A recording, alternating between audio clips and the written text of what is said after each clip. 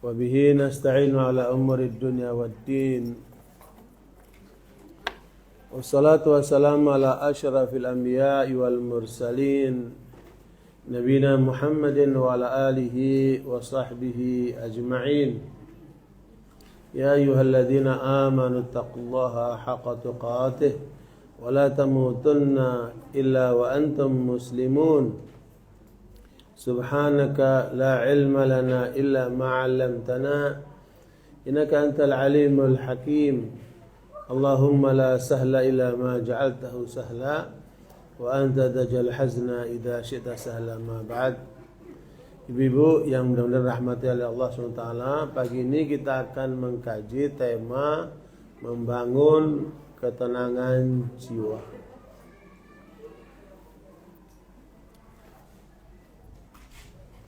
Menurut realitas yang ada di masyarakat, banyak manusia yang terkena penyakit anxiety. Itu penyakit kejiwaan, ya, mental disorder. Ada gangguan jiwa, ada tingkatan-tingkatan, Ibu. Yang paling rendah itu anxiety. Ya, nanti meningkat lagi menjadi stres. Anxiety itu galau, cemas, ya, khawatir, ya Bu, sehingga mengganggu ketenangan jiwanya. Kalau meningkat lagi namanya apa? Stres. Mulai dia tegang, uratnya mulai kencang, ya Bu. Terus kadang-kadang timbul pusing. Nah, itu sudah mulai namanya psikosomatik, gangguan jiwa yang mengganggu tubuhnya. Terus mulai keluar jerawatnya. Mulai tangannya keluar keringatnya. Ya Bu, mengganggu, mulai susah tidur. Ini gangguan jiwa semua nih Bu. Ya. Kalau terus berlanjut maka naik menjadi depresi. Depresi ini sudah mulai berlakunya nggak normal. Ya Bu, terus minum Panadol 10. Terus kepalanya dijedot-jedotin, dicidin. Ya Bu, nanti keluar rumah udah nggak pakai baju. Ah, itu udah depresi itu. Ya Bu. Nah, setingkat lagi namanya Majnun. Ya. Bahkan ada yang lebih berat lagi sampai mengarah kepada bunuh diri. Itu awalnya penyakit jiwa. Dalam laporan data PBB, negeri yang paling banyak bunuh dirinya di dunia justru negara-negara maju. Pertama itu Swedia. Swedia itu negara di Eropa sana yang makmur, rata-rata penduduknya punya rumah, punya mobil, punya pekerjaan. Kalau ada yang nggak dapat pekerjaan, negara hadir untuk memberikan kebutuhan dasarnya.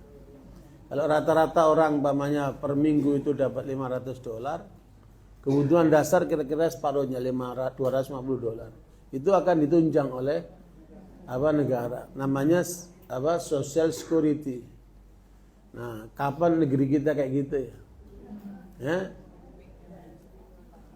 Apalagi sekarang ini tingkat kemiskinan menurut data BPS yang terakhir mencapai 25.200.000 orang miskin Indonesia ini.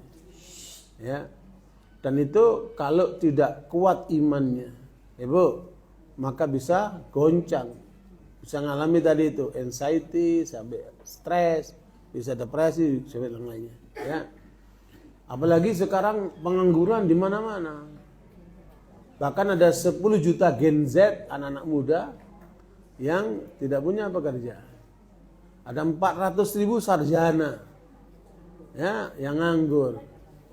Belum lagi PHK perusahaan-perusahaan itu kan begitu mulai banyak, ya. Kemudian ekonomi mengalami gonjang-ganjing. apalagi mau ganti rezim kan, ya. Belum lagi masalah-masalah di tingkat dunia, ya, ekonominya tidak baik-baik saja. Belum lagi teknologinya terlalu cepat, karena nanti proses ke depan ini 70% pekerjaan manusia akan diganti dengan robot. Itu menambah orang akan mengalami tekanan-tekanan kejiwaannya. Ya. Jadi ibu nanti berobat nggak perlu ke dokter, ke robot, Bot, aku sakit perut, Bot. Sama robot diperiksa, oh ini obatnya ini. Berarti peranan dokter akan tergeser oleh robot. Nanti saya nggak tahu berapa tahun lagi di rumah-rumah ibu akan ada robot namanya Sofia. Jazakallah. Robot Sofia ini robot cerdas, sama pihak Saudi dikasih warga negara. Nah, nanti di rumah ibu-ibu akan ada robot Sofia. Sofia, bersihkan rumah. Siap, Bos. Dia bersihin rumah. Rapi. Sofia, bikin masakan. Dia masakin. Jadi peranan ibu cukup di tempat tidur saja, di kasur saja. Ya, karena peranan ibu nggak mungkin diganti sama robot. Nggak mungkin robot hamil, nggak mungkin robot ngurusin anak kan. Tetap peranan ibu tidak akan tergantikan. Tapi 70% pekerjaan ibu sudah diganti sama robot. Ya. Nah ini ke depan ini akan terjadi pergeseran, teknologinya terlalu cepat langkahnya. Ya. Dan karena itu yang kalah bersaing dalam hidup akan mengalami bukannya anxiety tadi itu naik dan stresnya, depresi sampai ke naudzubillah min dzalik. Nah, ini yang bisa menahan ini apa? Hanya agama. Islam, hanya Islam yang bisa mampu menghadapi situasi itu. Makanya ibu-ibu jangan stres, depresi apalagi sampai putus asa, ya. Kita punya Allah yang maha segala-galanya. Nah, itu. Jadi yang pertama, negara yang paling tinggi bunuh dirinya apa? Suriah. Padahal di situ makmur sekali. Yang kedua siapa? Jepang. Hampir kira-kira 50.000 atau lebih dalam setahun orang bunuh diri. Kenapa itu orang bisa bunuh diri, Bu? Karena di dalam diri manusia ini ada dua. Ya, Bu. Ada namanya inner locus of control. Dia menggantungkan sama dirinya sendiri. Berhasil, gagal, saya. Nah, ini bahaya sekali. Ya. Bahaya sekali orang kalau sudah super confident gitu ya. Ya, overconfident. Ya, berlebihan di dalam kepercayaan dirinya sampai nggak yakin sama Allah. Nah, itu akibat bunuh diri semua itu, Bu. Ya. Nah, makanya ketika dia mengalami posisi mentok, ya, dipersalahkanlah dirinya, akhirnya dia apa? Arah kiri dia bunuh diri. Ya, tapi kalau yang kedua, ini orang-orang beragama, ini orang Islam terutama ya, ada outer locus of control. Jadi ada pengontrol di luar dirinya, ada gantungan di luar dirinya. La haula wala quwata illa billah. Kita sebagai manusia silakan berusaha semaksimal mungkin. Ya, Bu, tapi setelah itu tawakal sama Allah. Ya. Kalau bahasa Nabi itu yaqilha fatawakkal 'ala Allah. Kalau kamu punya onta, punya kuda, punya kendaraan, kamu ikat dulu itu. Baru kamu pasrah sama Allah. Kalau kamu enggak ikat, ya kabur dia. Kan? Artinya usaha maksimal baru apa? Tawakal sama. Itu apa namanya? Outer locus of control. Punya gantungan di luar dirinya. Nah, ini yang akan menekan segala bentuk kekecewaan, perasaan-perasaan nggak enak atau kemudian sampai kepada putus asa itu. Nah, orang-orang yang mengalami bunuh diri ini terdapat tekanan di dalam dirinya yang dia nggak mampu untuk mengatasinya. Ya, kalau kita tidak. Makanya kata Nabi, kalau kamu punya masalah, wudhu, sholat. Ya, karena dalam sholat itu adalah solusi ketenangan jiwa.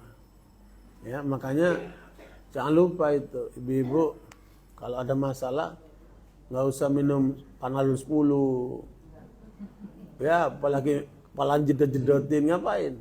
Ya, ambil wudhu, sholat. Itu ya. Nah, termasuk juga solusinya apa? Baca Quran. Jangan lupa itu. Itu bikin tenang itu. Di luar sana itu Bu, banyak orang kaya tapi tidak bisa tidur. Berbulan-bulan tidak bisa tidur. Kalaupun mau tidur harus minum obat. Obat itu penenang. Tapi ibu-ibu pengajian, subhanallah, nggak pakai obat pengajian pun tidur. Saking tenangnya itu ibu-ibu.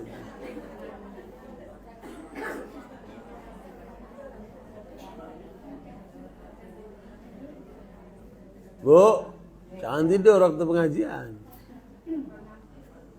Nah, barakallahu bisa jadi yang tidur itu kena diabetes itu. Ya. Nah, yang ketiga setelah Jepang, mana negara yang tertinggi bunuh dirinya? Amerika. Amerika itu negara kaya tapi tinggi bunuh dirinya. Ya, apalagi di sana senjata bebas. Orang mudah untuk membunuh orang lain. Ya, makanya sekarang kalau kita lihat dari laporan-laporan perkembangan di Amerika mengerikan. Orang sudah nggak berani keluar setelah maghrib. Ya, menurut Buchanan itu pemikir besar di Amerika yang bernasihat 3 presiden. Ya, dia bilang dalam bukunya apa? The Day of the West. Ya, The Death of the West, kematian bagi Barat. Yang itu diwakili oleh Amerika, Eropa dan sebagainya. Itu mengungkapkan Barat ini sekarang sedang menuju kepada sekarat, kepada kematiannya. Karena 2 faktor. Faktor yang pertama, perempuan di Barat itu nggak mau punya anak banyak. Kalaupun mau punya anak cukup 1. Karena apa? Derita terberat yang dialami oleh mereka adalah dialami oleh perempuan. Makanya jarang kemudian rumah tangga itu harmonis sampai tua, ya, jarang. Banyak kemudian udah menikah tapi yang ini selingkuh, yang ini selingkuh. Akibatnya kemudian mengalami perceraian atau berantakan dalam rumah tangganya. Dan kita menyaksikan itu dalam kehidupan mereka itu. Nah, itu. Makanya korban terbesar peradaban Barat itu adalah wanita. Pernah satu pagi saya di Australia itu berangkat mau kerja, menemukan ibu-ibu jatuh di jalanan.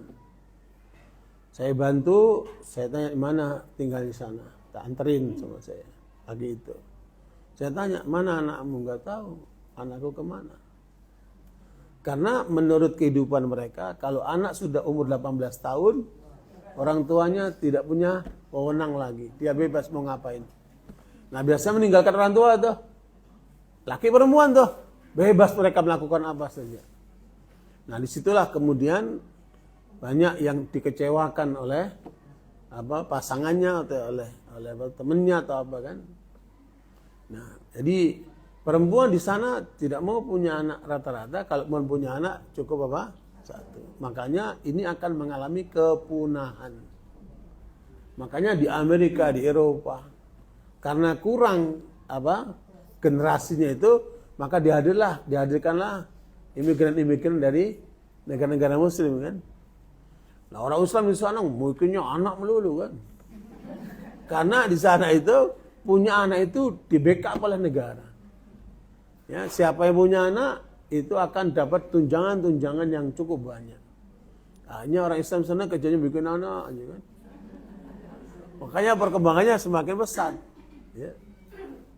Sementara mereka tidak mau. Kenapa? Karena anak itu belum tentu dikelola bersama antara suami istri. Karena ujungnya pisah mereka. Kalau udah bisa siapa nanggung? Ibunya. Sementara ibunya harus kerja, kan? Harus cari hidup sendiri. Maka di situ beratnya mereka itu. Alhamdulillah Islam mengajarkan suami tanggung jawab dalam rumah tangga. Ya.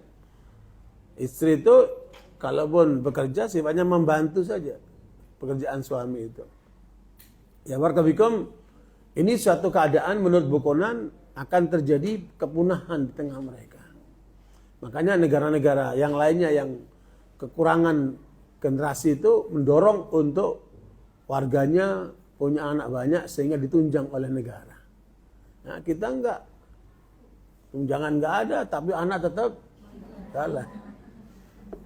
Ya. Apalagi kalau punya anak perempuan lagi, dia kejar, pokoknya harus punya anak laki. Oh, punya anak terus. Tidak tahu keberapa itu dapatan lakinya. Dan itu pun juga belum tentu kan. Nah, begitulah keadaan mereka ini. Yang kedua, kehancuran Barat itu diantaranya karena dekadensi moral. Yang pertama karena demografi yang menurun, mengarah kepunahan. Yang kedua apa? Dekadensi moral. Kerusakan moralnya sudah dahsyat. Ya, saya dengar tuh anak kecil-kecil itu ngomongnya sudah jorok, nah itu. Ya, makanya kehidupan mereka akhirnya kalau pusing larinya ke narkoba, ya kan? Perilakunya menyimpang sono menyimpang sini, berzina sono berzina sini, minuman keras segala macam kan. Jadi hidupnya akhirnya penuh dengan masalah, stres, depresi, bahkan ujungnya apa tadi? Bunuh diri. Amerika ini mengalami seperti itu. Yang keempat, negara yang tertinggi bunuh dirinya ada Korea Selatan. Ya, padahal ibu-ibu suka nonton film Korea Selatan. Udah tinggalin kayak gitu-gitu.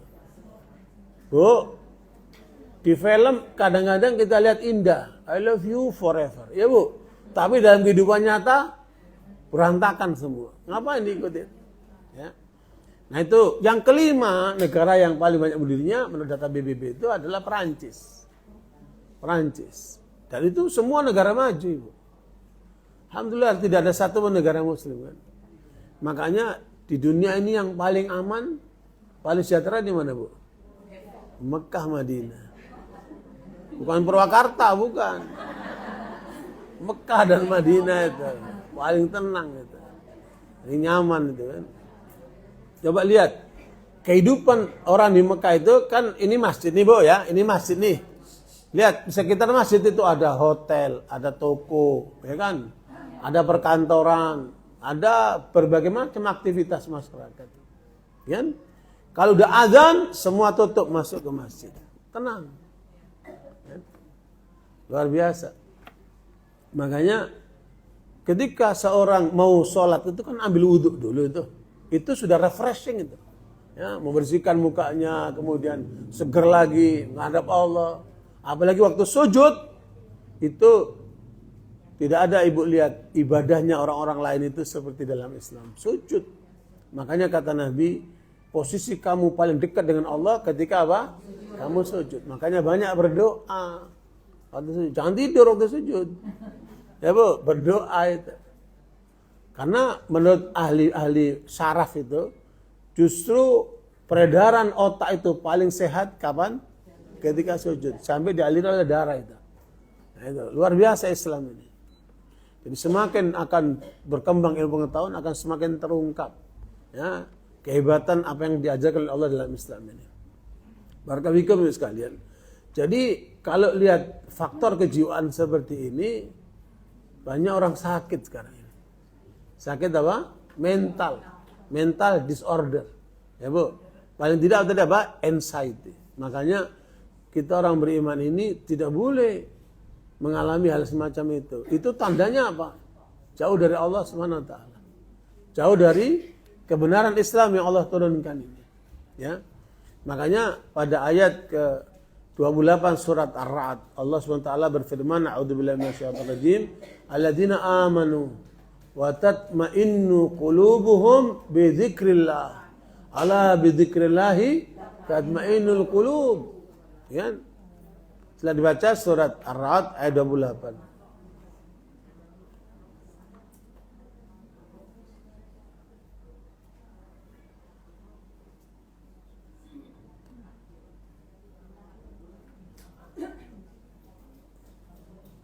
Silakan baca Bu. Ar-Ra'd ayat 28. Ar-Ra'd ayat 28. Ya, silakan.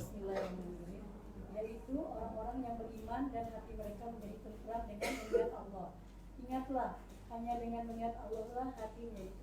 Ya, mengingat Allah nanti kita bahas agak panjang lebar. Karena itu perlu dipraktekkan. Ya. Ini sekedar menggambarkan betapa bahwa ketenangan manusia itu ada di kalbunya. Nah, kalbu inilah pengendali jiwa itu. Tetapi ilmu pengetahuan psikologi yang menggarap atau menekuni masalah jiwa, ya, boleh dikatakan gagal memahami apa itu jiwa. Jiwa bagi mereka itu dipahami sekedar sebagai ego, superego, ya, alam sadar, bawah sadar. Ya. Karena mereka mengungkap jiwa itu lewat panca indera. Ya, panca indera ada keterbatasannya. Apalagi jiwa itu banyak hal yang tidak bisa disentuh oleh panca indera. Ya. Ibu sedih itu nggak bisa disentuh oleh panca indera kan. Tapi Allah Maha tahu tentang manusia ini kan. Nah, karena itu kita perlu menggali apa itu jiwa dan apa saja unsurnya. Bagaimana kemudian kita bisa mengelola jiwa itu secara benar, ya. Paling tidak ibu sekalian, yang kita harus pahami tentang manusia ini. Laqad khalaqnal insana fi ahsani taqwim. Allah jadikan manusia itu sebaik-baik bentuk. Dan dari bentuk manusia itu yang paling indah siapa? Perempuan, Masya Allah.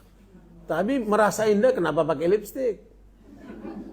Kenapa pakai sido? Berarti dia nggak pede itu. Ya. Makanya memahami arti keindahan manusia itu bukan hanya sebatas fisiknya. Ya Bu. Coba kita lihat pada ayat ke-4 dan 5 surat As-Sajdah. Ya Bu, surat As-Sajdah 4 dan 5. Allahul ladzi khalaqas samawati wal ardi wa ma bainahuma. Allahul ladzi khalaqas samawati wal arda wa ma bainahuma. Tsumma istawa 'alal 'arsy. Ma lakum min dunihi min waliyyin wala syafi' afala tadhakkarun. Yudabbirul amra minas sama'i ilal ardi thumma ya'ruju ilayhi fi yawmin kana miqdaruhu alfa sanatin mimma ta'uddun. Ayat 4 dan 5 surat As-Sajdah. Allah yang menciptakan langit dan bumi dan apa yang ada di antara keduanya dalam 6 sak. Kemudian dia bersemayam di atas alas. Bagimu tidak ada seorang pun penolong maupun pemberi syafaat selain dia. Maka apakah kamu tidak memperhatikan?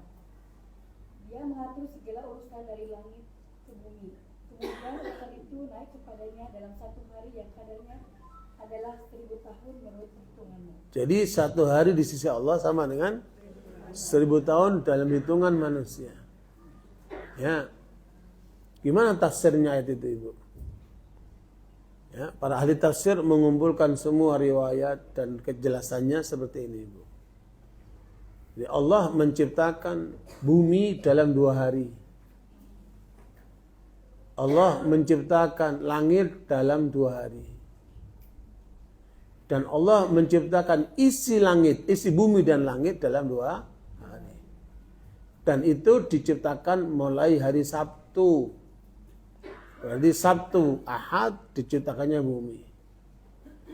Senin dan Selasa diciptakannya langit. Ya, Rabu, Kamis diciptakanlah apa yang ada di dalam bumi dan langit itu. Berarti berapa, Bu? 6 hari. Kemudian bersemayam di atas arsy. Ya. Baru hari Jumat itu diciptakannya surga dan neraka. Sampai asar. Ya, Bu. Diciptakan surga dan neraka sampai asar. Setelah asar diciptakanlah manusia. Allah perintahkan kepada malaikat ambil segenggam tanah dari bumi, bawa ke Sidratul Muntaha, dan ambil air dari surga, campur itu tengah yang kering itu dengan air surga, jadilah itu tanah lempung. Ya Bu, namanya apa? Tin. Ya, tin. Ya. Kemudian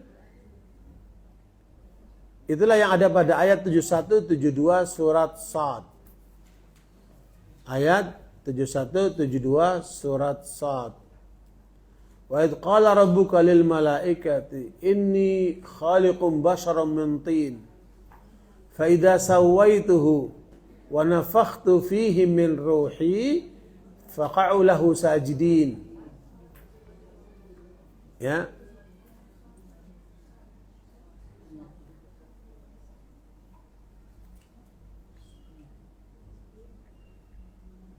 Ketemu?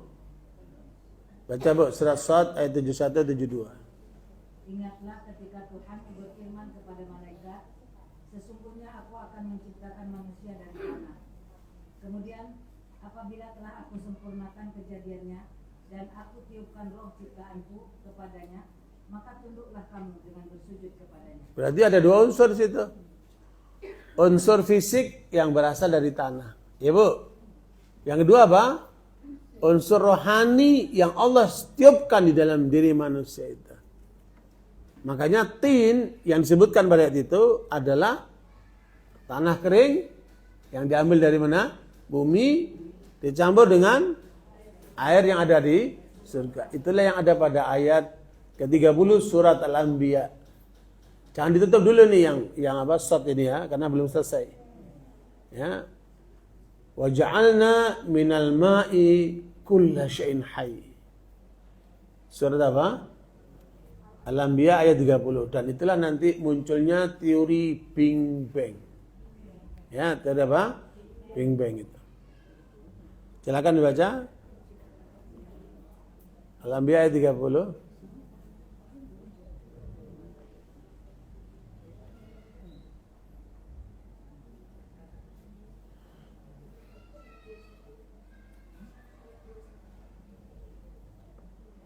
Ibu.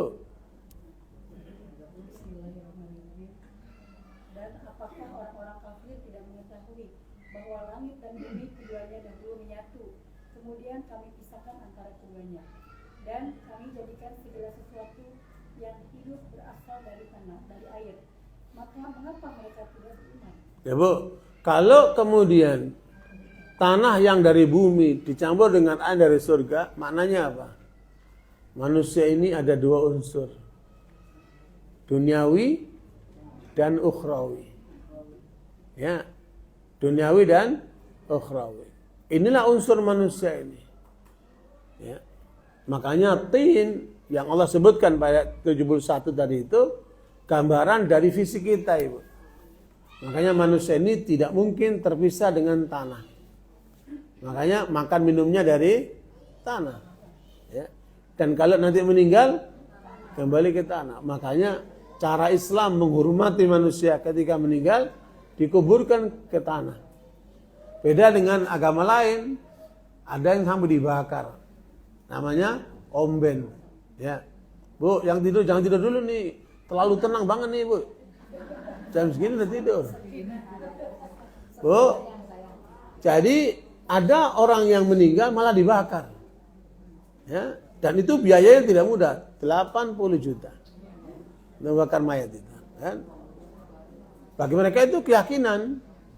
Ada juga yang meninggal ditaruh di mana? Di pojok-pojok gunung. Ya. Seperti itu. Di Toraja, di Wamena apa itu. Taruh di gunung-gunung itu mayatnya.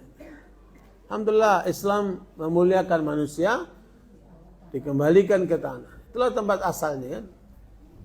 Nah, ayat ke-72 surat Shad tadi itu, fa idza sawaituhu. Ketika aku sudah bentuk ciptaan itu manusia ini, Bu, dalam bentuk manusia yang sekarang ini. Dulu aslinya, Bu, Nabi Adam itu tingginya 50 hasta. Kira-kira 50 meter lah ya. Ya, menurun jadi segini-gini nih kan. Kita nih nggak tahu turun ke berapa kan, menyusut. Dan umat Nabi Muhammad umurnya memang kata Nabi rata-rata 60-70, yang lebih tidak banyak. Ya.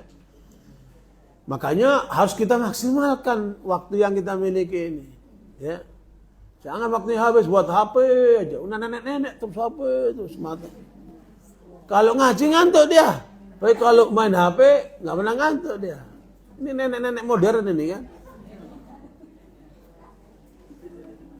Nah, barakallahu Ibu sekalian, ketika sudah disempurnakan itu ciptaannya, fa idza sawaitu wa nafakhtu fihi min ruhi. Aku tiupkan ruh di dalam diri manusia itu. Ruh itu Bu ditiupkan dari kepala. Ketika masuk ruh itu otak kita mulai bekerja. Ketika masuk ke mata, mata kita mulai melihat. Ketika ke telinga, telinga mulai mendengar. Terus ke bawah sampai ke kaki. Itulah awal ciptaan Nabi Adam alaihissalam. Makanya nanti kalau ibu melihat orang yang meninggal dunia dan tidur itu adalah mati kecil. Jangan cukup mati dulu. Bu, yang tidur jangan masih tidur juga nih ibu. Subhanallah. Jangan-jangan diabetes nih ibu ini. Ya. Bu, kelihatan dari sini nih siapa yang tidur nggak tidur kelihatan di atas kan. Ya bu. Nah, barakallahu makanya ketika ibu melihat orang meninggal, rohnya keluar dari mana? Dari kaki. Dari kaki naik ke atas. Makanya kata Nabi, kalau kamu menemukan ada orang yang meninggal, kemudian keluar keringatnya di dahinya, itu tandanya husnul khotimah. Bukan di ketayanya Bu ya, di jidatnya. Ya. Makanya ambillah banyak pelajaran dari orang yang meninggal itu. Dan saya ingatnya lagi, tidur adalah latihan meninggal. Makanya jangan banyak tidur. Ya. Coba lihat tuh Bu, surat Adz-Dzariyat ayat 17-18. Calon-calon ahli surga itu sedikit tidur malamnya. Kanu qalilan minal laili ma yahja'un wa bil ashari hum yastaghfirun. Ya. Bu, yang suka tidur itu orang yang kurus atau yang gemuk? Yang benar.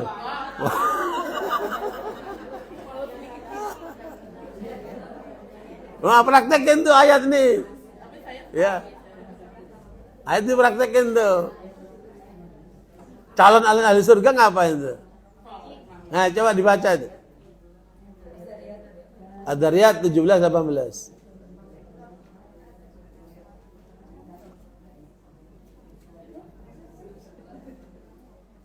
Mereka sedikit sekali tidur pada waktu malam, dan pada akhir malam mereka memohon ampunan kepada Allah. Bu, ibu udah punya kerajaan belum? Hah?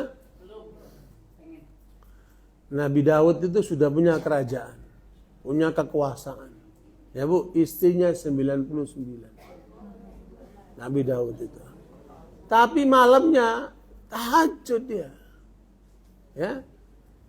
Subhanallah, sebaik-baik tahajudnya Nabi Daud kata Nabi Muhammad. Dan dia puasa, sehari tidak. Sebaik-baik puasa Nabi. I'malu ala Daud syukra wa qalilun min ibadiyas syakur. Cobalah kalian itu bersyukur seperti Nabi Daud. Yuk kasih macam-macam, tapi apa? Bersyukur. Ini udah nggak punya kerajaan, duitnya masih bisa dihitung. Ya Bu. Suami cuma satu. Ya Bu. Ada lagi gak punya suami kan? Udah gitu nggak tahajud. Ya Allah, rugi amat. Ibu, makanya harus dilatih. Nah, mulai hari ini jangan sampai kelewatan tahajud malam.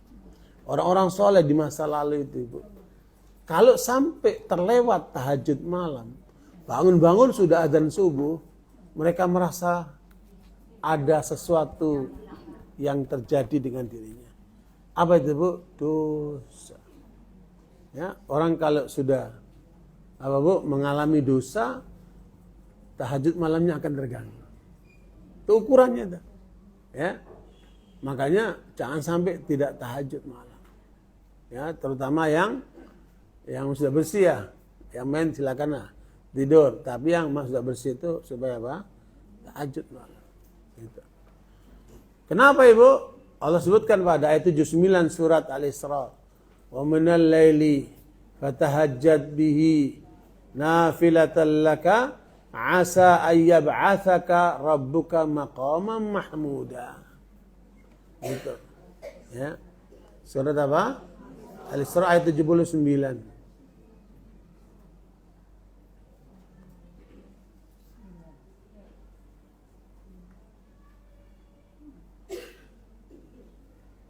Ya, Bu. Dan pada sebagian malam hari bersembahyang tahajudlah kamu sebagai suatu ibadah tambahan bagimu. Mudah-mudahan Tuhanmu mengangkat kamu ke tempat yang tinggi. Ya, Bu, sebaik salat sunnah apa, Bu? Tahajud. Ya. Makanya calon-calon surga itu ya bangun tidur malamnya dikit. Karena orang tidur itu apa hasilnya, Bu? Semakin tidur semakin banyak ilernya. Tapi kalau ilernya walet bisa dijual, elit kira kita apa?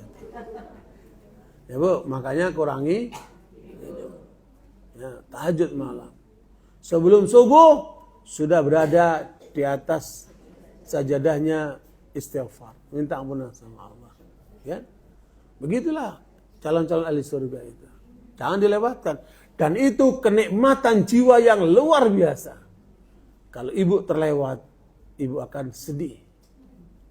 Ya, kenikmatan itu tidak dirasakan oleh orang tukang-tukang tidur itu kan. Subhanallah, udah malamnya tidur, siangnya tidur, pengajian tidur melulu tidur.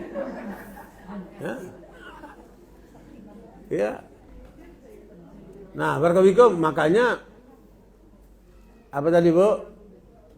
Manusia ini ya ada dua unsur kan ya. Unsur jasmani berasal dari tanah dan unsur apa? Rohani. Itulah yang dititipkan oleh Allah Subhanahu wa taala. Jadi kita itu ada dua unsur. Menurut para ilmuwan, posisi tubuh kita ini hanya 20%. 80% itu ada di rohani. Sementara kebanyakan orang yang diperhatikan apa? Yang 20% fisiknya. Ya. Makannya, tidurnya, apa Bu? Apa namanya? Jalan-jalannya, kemudian semua yang menjadi fasilitas tubuhnya dia siapkan sedemikian rupa. Ya, bahkan ada orang tangannya, badan itu bernilai 6 miliar. Kalau Kopo begini nih. Ya, Bu. Karena yang diperhatikan cuma apa? Fisiknya saja. Ibu kenal nggak sama Christina Onassis? Ya. Ya, saya juga nggak kenal. Cuman kejadian yang dialami oleh Christina Onassis ini, dia ini mewarisi dari ayahnya untuk 7 turunan tidak habis. Dan dia menikah 3 kali. Ya, Bu. Pertama dia menikah di Yunani. Kemudian cerai. Kedua, dia menikah dengan orang komunis Rusia. Dibawalah ke Rusia. Waktu itu komunis itu kan pola hidupnya hanya boleh rumah itu 2 kamar. Dan nggak boleh ada pembantu, nggak boleh apa. Dan kalau lihat ukuran kehidupan dia waktu di Yunani itu mewah sekali. Akhirnya ditanya oleh wartawan, kamu kok mau tinggal di Rusia yang penuh dengan keterbatasan seperti ini?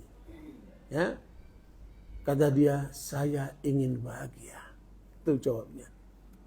Saya mau tanya sama ibu-ibu, ada nggak ibu-ibu yang nggak ingin bahagia? Ada nggak? Kecuali yang tidur ya. Karena yang nggak dengar, kalau tidur pasti nggak dengar dia kan. Bu, ada nggak di antara ibu yang tidak ingin bahagia? Ya? Semua kan bahagia, pasti. Kalau nggak ingin bahagia itu nggak normal itu kan. Ya, Bu. Tinggal bagaimana cara untuk meraih kebahagiaan itu orang tidak banyak paham. Yang kemudian kebanyakan dipahami bahagia kalau makan enak, tidur nyenyak, ya Bu. Jalan-jalan kemana-mana, ya Bu. Padahal saya ngalami, Bu. Pernah saya keliling kemana-mana. Di antaranya ke Switzerland. Switzerland itu, Ibu, menurut saya negara Eropa paling indah. Saya sampai naik ke Gunung Alpen. naik yang paling tinggi, saya ada di sana, saya sholat di sana. Saya bilang, ya Allah, alhamdulillah aku sampai ke ujung dunia. Ya Bu, itu ada namanya Interlaken. Interlaken itu kota yang ada di Switzerland itu yang paling indah. Makanya orang-orang kaya dunia itu istirahatnya di sana. Ya, orang-orang kaya dunia termasuk keluarga-keluarga kerajaan Arab dan macam itu, kalau pengantin itu ke sana. Kalau ibu-ibu ke sana ngajak saya anterin. Tapi dibayarin. Ya Bu. Itu Interlaken itu subhanallah indah sekali. Ya, saya naik sampai ke atas Gunung Alpen itu. Ya, Bill Gates apa itu istirahatnya di sana. Punya villa apa di situ. Nah, apa yang kami alami, Bu? Udah jauh-jauh ke sana, menikmati keindahan. Ujungnya apa? Capek. Itulah dunia. Kan? Ibu masak, makan. Bukan cuma capek, malah kolesterol, asam urat. Ya, Bu? Nah, itulah dunia ini. Ya. Kalau urusan makan paling 3 menit, 5 menit lah enaknya di bibir itu kan. So, paling enak hidup ini apa, Ibu? Menurut pengalaman Ibu, yang paling enak hidup ini apa? Ketenangan jiwa. Hah? Ketenangan jiwa itu di mana? Nggak jelas itu ketenangan jiwa. Bu, menurut saya hidup yang paling enak, saya nggak tahu Ibu setuju atau enggak ya. Hidup yang paling enak itu jadi pengantin baru.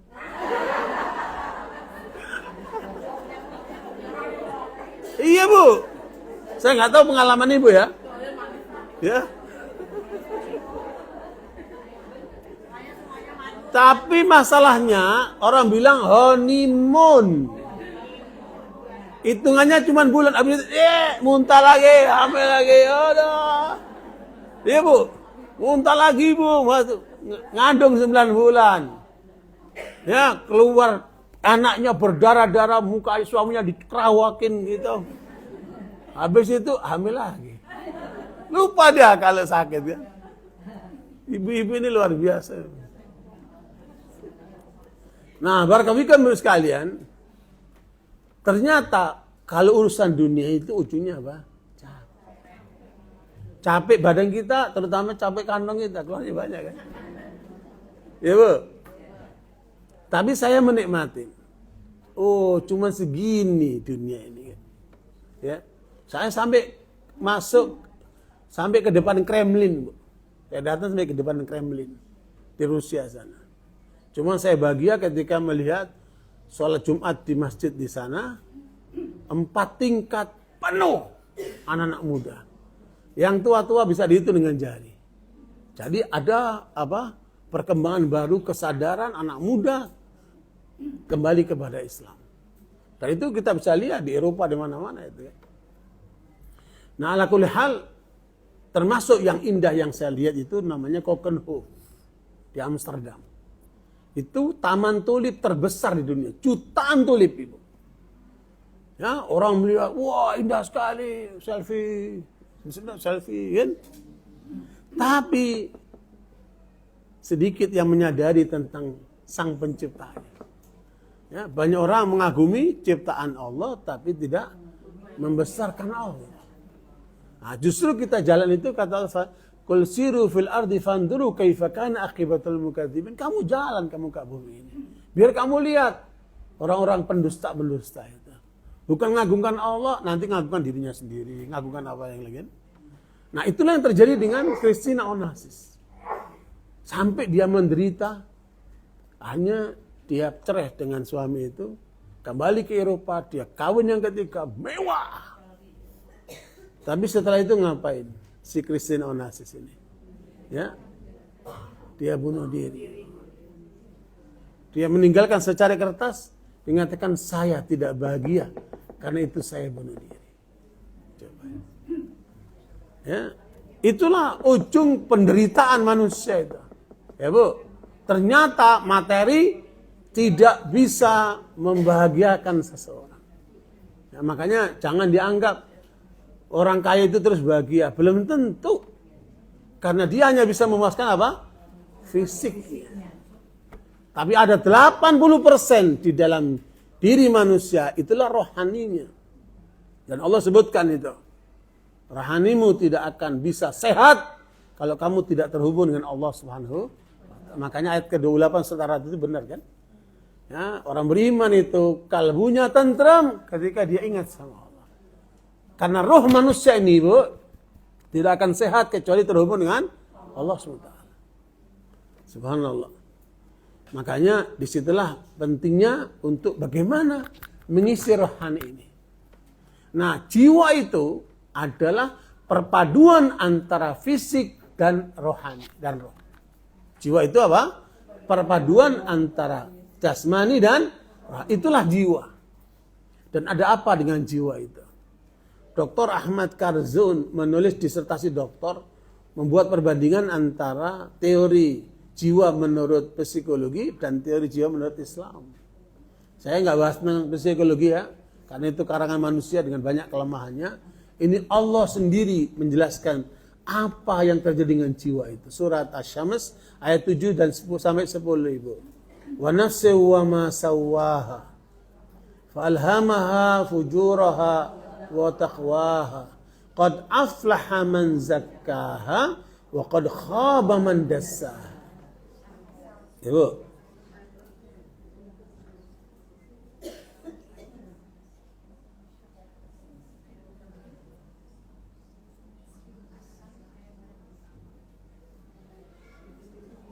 surat apa? Asy-Syams ayat 7 sampai 10. Dibaca terjemahnya, Bu. Demi jiwa serta penyempurnaan ciptaannya, maka dia mengilhamkan kepadanya jalan kejahatan dan ketakwaan. Sungguh beruntung orang yang mencucikan jiwa itu. Ya, terus? Dan sungguh rugi orang-orang yang mengotorinya. Hanya ada dua keadaan. Seorang yang sadar tentang jiwanya, bahwa dalam dirinya itu, dalam jiwa itu ada dua unsur potensi, baik dan potensi buruk. Maka beruntunglah orang yang memunculkan potensi baiknya dan meredam potensi buruknya. Ya, Bu. Kalau Imam Ghazali rahimahullah menggambarkan manusia itu ibarat kuda liar. Siapa yang bisa mendudukkan kuda liar itu? Hanya pejoki. Orang yang biasa mengendarai kuda, pejoki, itulah yang bisa mendudukkan kuda liar itu. Apa yang terjadi ketika ibu naikin kuda? Dia akan berusaha untuk membanteng ibu dengan segala cara supaya ibu jatuh dari kuda itu. Ketika si pejoki bertahan di atas kudanya itu sampai lelah kuda itu, jadilah delman itu. Kanan, ke kiri, nurut dia. Seperti itulah kita menundukkan jiwa kita itu. Kira-kira perlu kerja keras ya? Harus. Makanya kata Nabi, huffatil jannatu bil makarih wa huffatun naru bisyahawat. Kalau kamu ingin masuk surga, maka kamu harus bekerja keras. Ya, untuk tundukkan jiwamu itu. Harus tahajud malam, sholat tepat waktu, berinfak, ya Bu, bakti kepada suami. Dan kenapa? Kok Allah menyebutkan pada ayat 21 surat Ar-Rum, suratnya ibu-ibu ini kan? Wa min ayatihi an khalaqalakum min anfusikum azwaja litaskunu ilaiha wa ja'ala bainakum mawaddatan wa rahmah inna fi dzalika laayatin liqaumin yatafakkarun. Sudah kita berpikir tentang keluarga. Ayat ini ayat yang luar biasa. Cuman seringkali dibawakan pada pernikahan tapi penjelasannya tidak utuh, ya Bu. Allah jadikan pasangan suami istri itu ada tiga kelebihan. Ya Bu, yang pertama apa? Sakinah. Itu hadiah dari Allah. Makanya ketika ibu belum menikah, apa yang terjadi? Resah.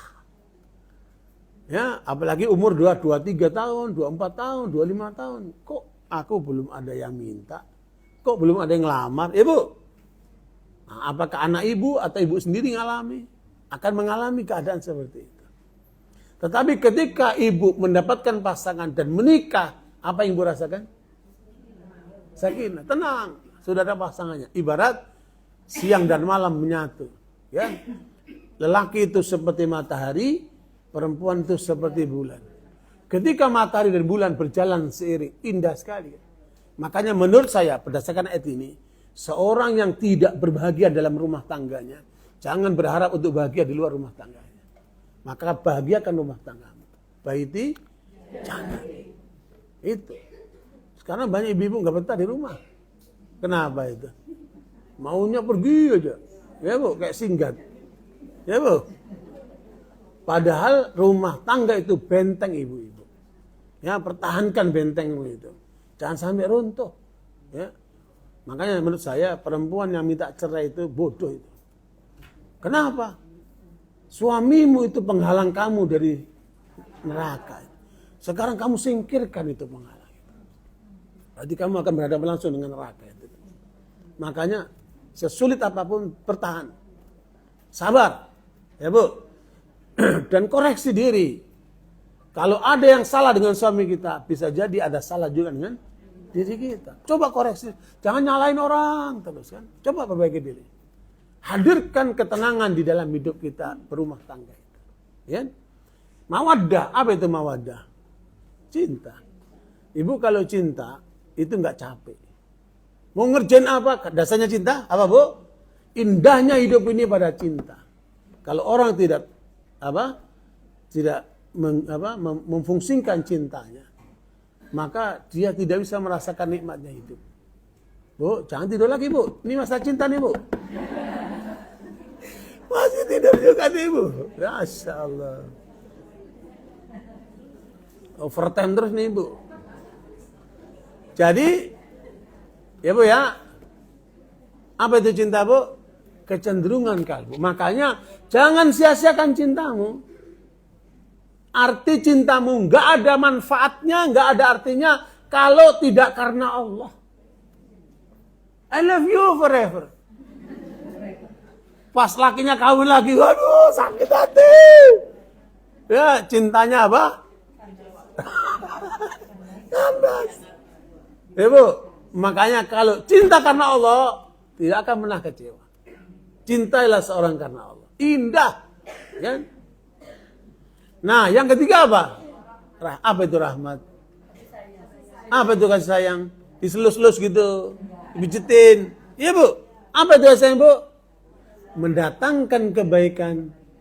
Menjauhkan dari keburukan. Apa bu? Mendatangkan kebaikan. Dan menjauhkan. Begitulah tanggung jawab suami istri itu. Datangkan yang baik ke rumahmu itu. Dan jauhkan yang buruk dari rumahmu. Itulah rahmat itu. Dan rahmat yang seutuhnya, kalau kita, apa bu? Minta dari Allah SWT. Datangkan kebaikan dalam rumah tanggamu, jauhkan dari segala yang buruk dari rumah tanggamu. Makanya, Syuraih Al-Qadhi, seorang hakim yang sangat terkenal adil. Ketika ditanya oleh kawannya, Fudail bin Iyad, kamu terkenal sebagai hakim yang adil. Bagaimana dengan rumah tanggamu? Kata Syuraih, aku sudah menikah 20 tahun. Sekalipun aku tidak pernah ribut dengan istriku. Ya bu? Berapa bu? Ibu bisa nggak setahun aja nggak ribut sama suami? Ya, masalahnya ibu-ibu suka kepancing. Dan saya tahu ibu-ibu itu pagi beda, siang beda, sore beda, malam beda. Ada duit beda, nggak ada duit beda.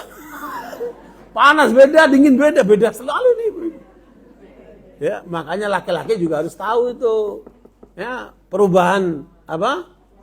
Emosi dan ya keadaan seperti itu. 20 tahun tidak pernah ribut. Kok bisa? Iya, begini kata dia. Setelah saya menikah dengan istriku itu, aku masuk kamar. Ibu ngapain kalau masuk kamar? Tidur mana? Tidur. Ada pasangan masa tidur? Kan laki meletakkan tangannya di mana? Di ubun-ubun untuk mendoakan. Allahumma inni as'aluka khairaha wa khaira ma jabalta alaihi wa a'udzubika min syarriha wa syarri ma jabalta alaihi. Doakan tuh istri. Jangan tabar aja dulu. Didoain dulu. Tapi ketika saya mendoakan, dia bilang sebentar. Kata istri sebentar. Ada apa ini? Tahu-tahu dia seperti ucapan, innal hamdalillah. Ini istrinya ini rupanya ngaji di Nur Hikmah ini. Dia ceramahin suaminya. Tapi ibu nanti kalau yang belum nikah mau nikah jangan diceramahin dulu itu suami. Ya. Dia bilang gini, amma ba'd. Kata itu istrinya, aku bersyukur kepada Allah dikaruniai suami seperti engkau. Tapi aku tidak pernah tahu siapa kamu ini. Bagaimana tabiatmu, bagaimana keluargamu, bagaimana kebudayaan kebiasaanmu, saya nggak tahu. Tapi Allah hadiahkan kamu kepadaku. Oleh karena itu, tolong beritahukan kepadaku, apa yang kamu sukai aku akan jalankan, dan apa yang kamu tidak sukai aku akan tinggalkan. Wassalam. Ya Bu. Suaminya ini ulama memang. Syuraqah ini suami hakim dan ulama dia. Dia jawab innal hamdalillah. Sampai amma ba'd. Kata dia, saya suka ini, saya benci ini. Saya enggak suka ini. Wassalam. Ya. Kata Syurah, sejak itu apa yang saya sebutkan yang saya sukai dia kerjain semuanya. Dan apa yang tidak saya sukai dia tinggalkan semuanya. Sehingga tidak ada alasan untuk ribut itu. Nah, itu hilangkan itu penyebab keributan itu. Itulah yang menjadi hidup itu indah. Ya, ada ibu-ibu kalau nggak ribut, gerahannya kayak bunyi dia. Bu, tapi Imam Ahmad lebih hebat lagi. 40 tahun menikah dengan istrinya tidak pernah ribut. Dan Imam Ghazali rahimahullah mengomentari, Imam Ahmad bukan lelaki yang normal. Kenapa? Dia ditawarin kakak beradik untuk menjadi istrinya. Mana yang kamu pilih? Kakak beradik ini. Silakan jadi istrimu. Yang adiknya cantik, yang kakaknya agak juling. Ya. Juling matanya agak ini loh, apa? Ya nggak nol matanya agak ini lah gitu. Kata Muhammad, dari dua itu yang solehah yang mana? Yang paling soleh mana? Yang kakaknya. Ya udah itu saja. Ini menurut para ulama ini gak normal. Gitu. Karena normalnya orang cari apa? Yang cantik. Tapi dia tidak mengukur itu. Inilah contoh. Karena dia mengukur apa namanya? Kesalehannya bukan kepada fisiknya. Subhanallah. Makanya Imam Ahmad anaknya jadi ulama semua kan? Karena ibunya ini kan luar biasa. Dan kemudian dia mengatakan 40 tahun ketika mengantarkan ke kuburan jenazah istrinya itu, dia sampaikan itu. 40 tahun tidak pernah ribut dengan istri. Ya. Coba ibu 4 hari aja. Kalau bisa 40 hari, terus gitu 4 bulan, terus 4 tahun, terus gitu naikin. Ya. Insya Allah. Kembali kepada tema tadi, Bu. Jadi jiwa manusia itu ada dua apa?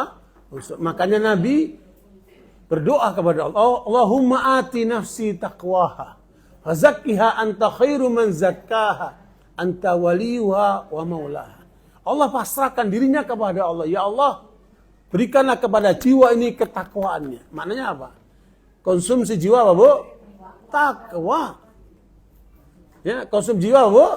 Takwa. Apa itu takwa, Ibu? 3. Kata Abdullah bin Mas'ud, ada 3 unsur takwa itu. Ini konsumsi jiwa ini, Bu. Yang pertama, senantiasa taat kepada Allah, tidak melanggarnya. Selama kita mentaati Allah, jiwa kita akan tenang. Ketika seseorang melanggar Allah, maka goyang jiwanya. Seperti itu, Ibu. Ya? Makanya jangan melanggar Allah. Bikin tenang itu jiwamu. Nah, yang pertama, apa, Bu? Senantiasa mentaati Allah, tidak melanggarnya. Yang kedua, senantiasa bersyukur kepada Allah, tidak mengingkarinya. Alhamdulillah, biar suamiku pesek, pendek, hitam, keriting, tapi dia orang baik. Ya, Bu, alhamdulillah. Bu, jangan dibandingkan sama suami tetanggamu, ya kan? Udah yang ada syukurin sudah. Alhamdulillah. Ya, itu tanda syukur kepada Allah, ya. Jadi kedua apa? bersyukur kepada Allah, tidak mengingkari. Ya, la in syakartum, wah, subhanallah, makanya banyak bersyukur kepada. Nah, yang ketiga, senantiasa mengingat Allah, tidak melupakannya. Senantiasa apa? Mengingat Allah, tidak melupakannya. Kenapa, Bu? Semua kejahatan manusia sebabnya karena dia lupa sama Allah. Mengapa orang itu selingkuh? Karena lupa sama Allah. Mengapa orang itu kemudian korupsi? Karena lupa sama Allah. Kenapa orang itu berbuat jahat? Karena lupa sama Allah. Itulah yang Allah ingatkan pada ayat 19 surat Al-Hasyr. Wala takunu kalladzina nasullaha fa ansahum anfusahum ulaika humul fasiqun. Ya. Makanya jangan lupa sama Allah, karena lupa kepada Allah berarti apa? Jalan menuju kemaksiatan, jalan menuju pelanggaran, jalan menuju apa? Kejahatan. Ya, Al-Hasyr ayat 19. Al-Hasyr ayat 19. Ya, yang ketemu dibaca terjemahnya.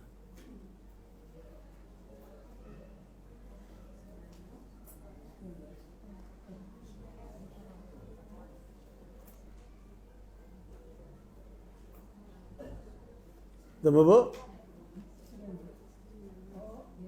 Al-Hasyr ayat 19.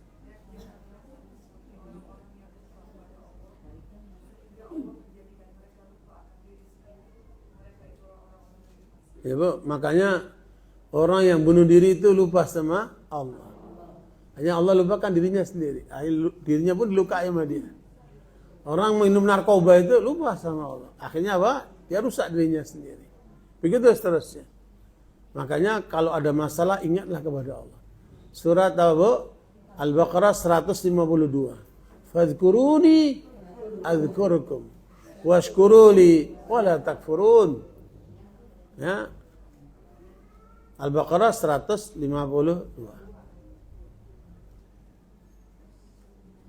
Berdasarkan ini para ulama mengatakan sebesar apa perhatianmu kepada Allah, sebesar itulah perhatian Allah kepadamu. Ya, Bu. Apa, Bu? Baca Al-Baqarah 152. Karena itu ingatlah kamu kepadaku, niscaya aku ingat pula kepadamu, dan bersyukurlah kepadaku, dan janganlah kamu mengingkari nikmatku. Ada ibu-ibu mau makan ingat dia, mau minum ingat dia. Parah ini, Bu. Ya, dia itu siapa? Pasangannya. Ingatlah sama Allah. Mau makan ingat Allah, mau minum ingat Allah. Begitu seterusnya. Fadhkuruni adzkurukum. Ada ibu-ibu di luar sana, karena ini kan suaminya berangkat kerja. Ya, waktu zuhur dia WA suaminya, sayang, jangan lupa makan. Coba itu. Bukan ingetin sholat, makan diingetin. Coba itu. Ya, karena apa? Ibu ini perhatiannya hanya pada fisik saja. Ya, makanya wanita-wanita solehah di masa lalu, ketika suaminya berangkat kerja atau anaknya berangkat sekolah, nasihatnya cuma satu, jangan lupa sama Allah. Ibu nasihatin tuh suaminya, ibu, anak-anak ibu, ketika sekolah, ketika bekerja, ingat itu, jangan lupa sama Allah. Di mana saya kamu berada, dengar adzan, sholat, jangan lupa sama Allah. Ya.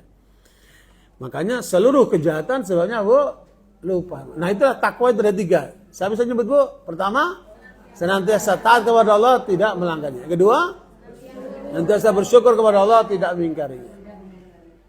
Ya, ketiga, senantiasa mengingat kepada Allah, tidak melupakan. Subhanallah. Ya, Bu. Makanya ketika seorang sahabat bertanya, ya Rasulullah, apa jalan yang harus saya tempuh supaya masuk surga? Apa kata Nabi? Mazal lisanuka ratban bidzikrillah. Selama mulutmu basah apa? Menyebut Allah, zikir kepada Allah, ya. Makanya itu harus selalu kita hadirkan itu. Ini ada ibu-ibu dikit-dikit nyanyi, dikit-dikit nyanyi. Ke kamar mandi nyanyi, mau makannya nyanyi melulu nih, Bu. Ya. Nah, ini parah ini. Ya, mana bisa ingat sama Allah kayak begitu? Ya, Bu. Nah, barakallahu terus nanti naik bis ada nyanyian terus goyang-goyang begini. Bu, makanya berpaling dari yang kayak gitu-gitu. Ingat sama Allah. Ya. Nah, Nabi mengatakan, Allahumma ati nafsi taqwa. Ya Allah, berikanlah kepada jiwa ini ketakwaannya. Fazakkiha. Sucikanlah jiwa ini ya Allah. Anta khairu man zakkaha. Engkaulah sebaik-baik yang mensucikan jiwa ini. Makanya banyak pasrah sama Allah. Ya. Anta waliyuha wa maula, engkaulah pemilik jiwa ini dan yang bisa mengatur ini. Gitu ya. Nah itu doa Nabi sallallahu alaihi wasallam. Dan Nabi pun berlindung. Allahumma inni a'udzubika min ilmin la yanfa.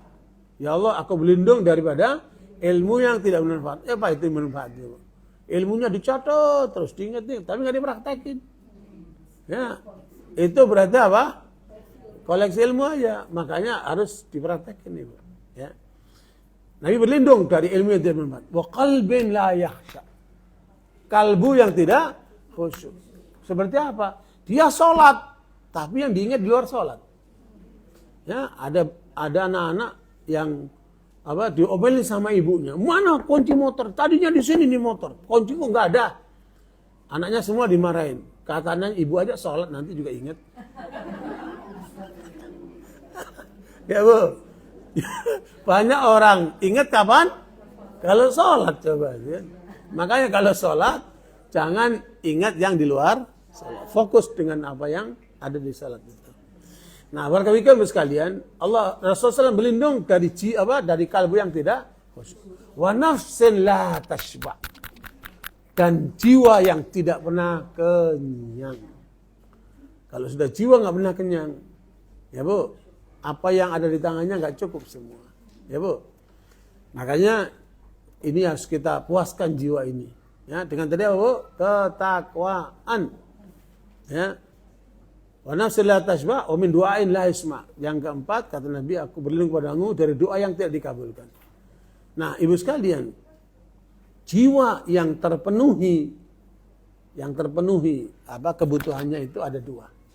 Pada ayat ke-128 surat An-Nahl.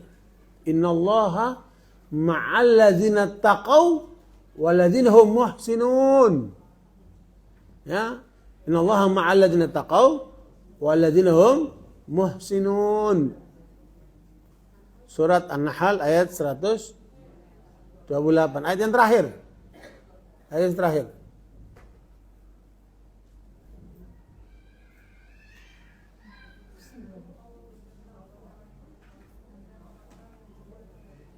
Allah bersama dengan orang bertakwa. Bersama itu artinya Bu? Bersama itu artinya mendukung, membela, menolong, ya Bu, memenangkan, menyertai. Itu semua artinya apa? Membela itu, bersama itu. Ya, makanya kalau kita disamai sama Allah, tidak ada masalah yang tidak bisa dipecahkan. Ya Bu, Allah bersama dengan siapa? Pertama orang bertakwa, hablum minallah. Tadi itu unsurnya itu. Ya Bu. Yang kedua, waladzina hum muhsinun, yang senantiasa berbuat baik kepada orang lain.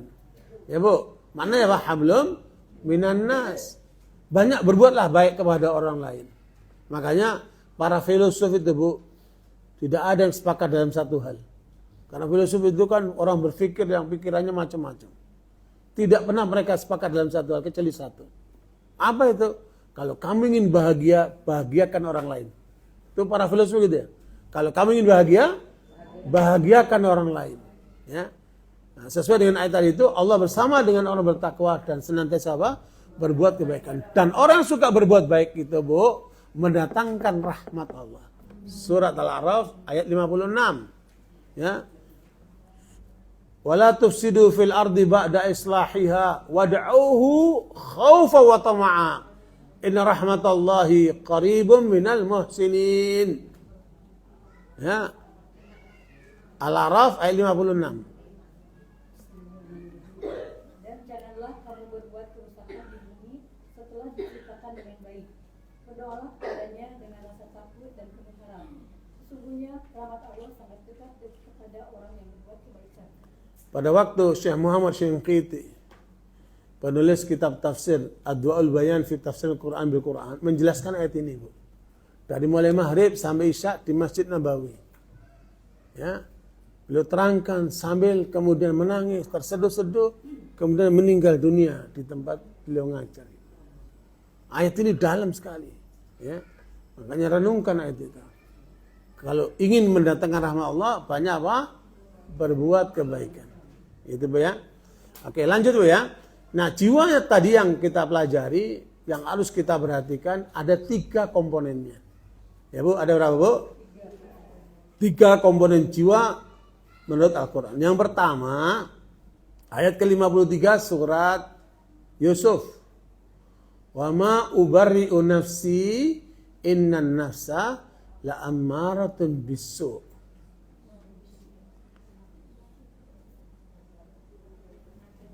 Wa ma ubarri'u nafsi innan nafsa la'ammaratun bisu'.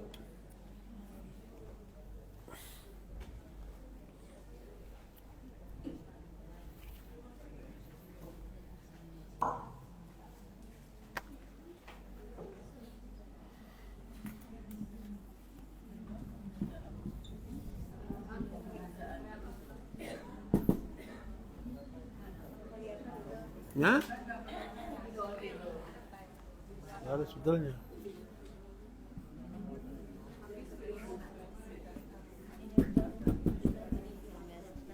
Hah? Iya Bu.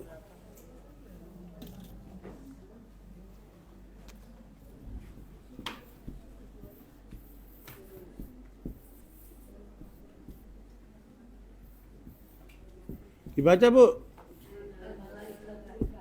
Bu, tadi dibaca itu. Ayat tadi. Dan aku tidak menyatakan diriku bebas dari kesalahan. Karena sesungguhnya nafsu itu selalu mendorong kepada kejahatan, kecuali nafsu yang diberi rahmat oleh Tuhanku. Sesungguhnya Tuhanku Maha Pengampun, Maha Penyayang. Iya Bu.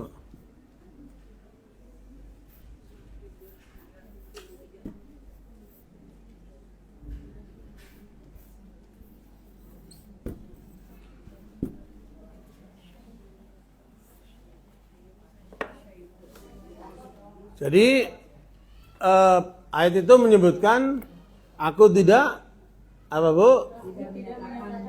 Menyatakan diriku bebas dari keburukan.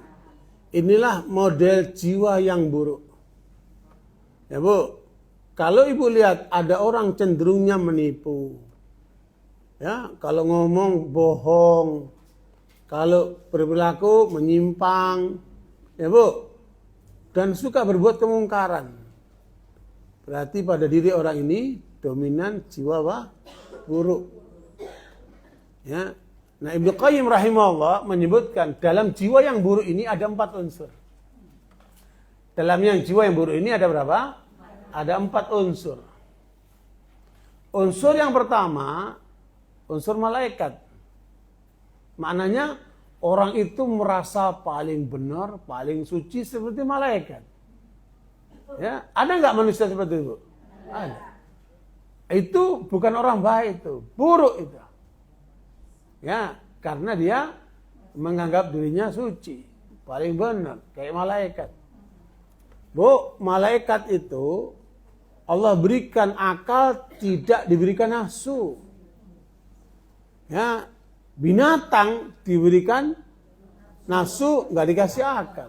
Kita dikasih akal, dikasih nafsu. Maka siapa yang mampu menggunakan akalnya, mengalahkan nafsunya, maka dia bisa apa Bu? Seperti malaikat.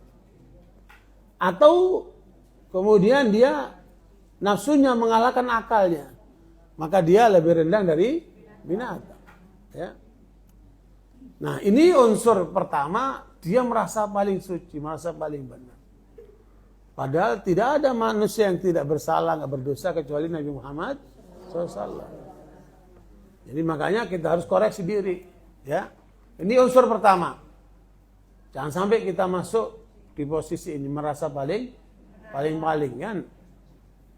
Apalagi kalau udah ngaji, ya Bu, terus meremehkan orang lain. Apaan dia? Jilbabnya belum sunnah. Apaan dia? Ya Bu, ngajinya di tempat ini, tempat itu. Ngapain harus meremehkan orang? Ya, nah, ini godaan setan semua nih Bu. Ini sebenarnya muncul dari mana? Jiwa yang buruk dia. Oh, kalau saya lulusan Al-Azhar, kalau saya doktor atau profesor, ngapain kamu bangga dengan dirimu? Ya, Bu. Makanya man tawadhu'a rafa'ahullah. Siapa yang tawadhu, rendah hati, Allah akan angkat derajat kita. Kita nggak perlu butuh nggak butuh pujian manusia. Ya, Bu. Biarlah kita nggak dikenal di bumi, tapi dikenal di langit. Itu. Makanya jangan sampai ada unsur ini. Yang kedua, unsur setan. Maknanya apa? Dia nggak mau bejat sendirian. Setan itu nggak masuk neraka sendirian. Ya, Bu. Dia maunya apa? Ngajak sebanyak-banyaknya korbannya itu. Inna syaitan lakum adu fattakhidhu aduwa innama yad'u hizbahu liyakunu min ashabis sa'ir. Itu surat Fatihah yang ke-6. Jadi setan itu musuhmu. Dan tujuan dia ngajak kalian sebanyak-banyaknya masuk neraka. Itu misi setan. Ini jiwa yang buruk ini. Ya, yaitu jiwa apa? Setan. Makanya tidak sedikit anak-anak atau kawan-kawan atau anak muda yang rusak akibat apa? Kawannya sendiri. Dijerumuskan oleh kawannya sendiri. Ya, ini setan. Yang ketiga, unsur binatang buas. Maunya menang sendiri. Ya, Bu. Binatang buas itu merasa paling kuat. Ya, merasa paling menang sendiri dia. Ya, makanya hukum hutan itu dikuasai oleh binatang buas itu. Nah, jangan sampai kita memiliki jiwa seperti ini. Inilah premanisme itu kan. Premanisme itu di sini nih. Nah, yang keempat, binatang ternak. Ya, binatang pada umumnya. Bu, apa kerja binatang, Bu? Makan, minum, bukan tidur aja. Bikin anak, bikin telur ya, Pak? Ya, itulah binatang. Terus tidur dia. Nah, kerjanya cuma itu. Nah, kita jangan sampai seperti binatang. Kerjanya makan, minum, bikin anak, tidur. Astagfirullahaladzim. Padahal hidup itu apa, Bu? Ibadah. Ya. Ibadah itu harus mewarnai seluruh hidup kita, Ibu. Ya. Nah, barakallahu jangan sampai kita berlaku seperti binatang. Makanya orang-orang kafir itu oleh Allah disebutkan waladina kafaru yatamatta'una wa ya'kuluna kama ta'kulul an'am wa naru maswal lahum. Orang kafir itu hidupnya seperti binatang. Ya. Senang-senang makan-makan dan kalau mati masuk neraka dia. Rugi amat, ya. Makanya jangan ikuti orang kafir. Ini punya anak, dikasih nama Messi, Ronaldo. Ngapain? Nama orang kafir itu kan. Makanya jangan kita berlaku seperti binatang pada umumnya. Dan kata Ibnu Qayyim, manusia paling banyak terjerumus yang keempat ini. Paling banyak terjerumus keempat ini. Ya. Nah, alakul hal itu adalah jiwa pola yang pertama, yang buruk ini. Nah, kita hindarkan ini bentuk-bentuknya. Yang kedua, surat Al-Qiyamah ayat yang kedua. Ya, la uqsimu biyaumil qiyamah wa la uqsimu bin nafsil lawamah. An-nafsul lawamah jiwa yang labil ya. Kadang benar, kadang enggak benar. Kadang ke pengajian, kadang ke konser. Ya, Bu. Kadang enggak pakai lipstik, kadang pakai lipstik. Ya, Bu. Masih apa? Labil dia. Subhanallah. Nah, ini perlu pengendalian nih. Jiwa yang apa? Yang kedua ini perlu pengendalian. Caranya gimana? 3. Menurut para ulama ada 3 caranya. Pertama ada mujahadah. Mujahadah itu usaha sungguh-sungguh untuk menundukkan jiwa ini. Ya. Kalau lagi pengajian jangan tidur, lawan ngantuknya itu. Itu namanya apa? Mujahadah. Ya, Bu. Kalau lagi tidur malam, bangun, tahajud malam. Namanya apa? Mujahadah. Kalau punya kesempatan puasa yang sunnah, namanya apa? Mujahadah. Kalau punya harta, infakkan sebagian. Itu apa? Jadi mujahadah itu berarti usaha sungguh-sungguh dalam rangka menundukkan jiwa yang buruk ini. Ya, walladzina jahadu fina lanahdiyannahum subulana wa innallaha la ma'al muhsinin. Surat Al-Ankabut 69 itu. Ya Bu. Apa namanya? Mujahadah. Bersungguh-sungguh untuk menundukkan jiwa itu. Seperti tadi itu, pejoki berusaha untuk apa? Menundukkan kuda liarnya itu. Ya. Nah, yang kedua itu al-muhasabah. Selalu dihisab-hisab, dia dihitung-hitung, dievaluasi. Selalu muhasabah. Kok saya begini, kok nggak begitu? Ya, harus apa? Ada upaya muhasabah. Coba dihitung-hitung jiwa ini. Ya, kadang benar, kadang nggak benar. Coba dikoreksi dulu. Nah, diintrospeksi. Ya, itu namanya apa? Muhasabah. Selalu itu Ibu. Kalau bisa pagi bangun, nanti sebelum tidur muhasabah. Apa yang saya lakukan hari ini? Yang baik, alhamdulillah bersyukur kepada Allah. Yang buruk disadari, diperbaiki, tobat sama Allah. Ya Bu. Nah, yang ketiga namanya muraqabah. Muraqabah, menghadirkan Allah dalam semua keadaan sehingga dia tidak melanggar Allah. Dia merasa diawasi sama Allah. Ya. Dan Allah Maha mendengar dan Maha melihat, ya. Laisa kamitslihi syai'un wa huwas samiul basir. Allah Maha mendengar, Maha melihat. Ya, dalam semua keadaan kita hadirkan Allah. Ya Bu, itulah upaya untuk mengendalikan jiwa yang kedua, yang labil. Nah, yang ketiga jiwa al-mutmainnah, jiwa yang tenang. Ya, surat Al-Fajr ayat 27 sampai 30. Ya, Al-Fajr 27 sampai 30. Ya ayyatuhan nafsul mutmainnah irji'i ila rabbiki radiyatan maradiyah fadkhuli fi ibadi wadkhuli jannati. Ayat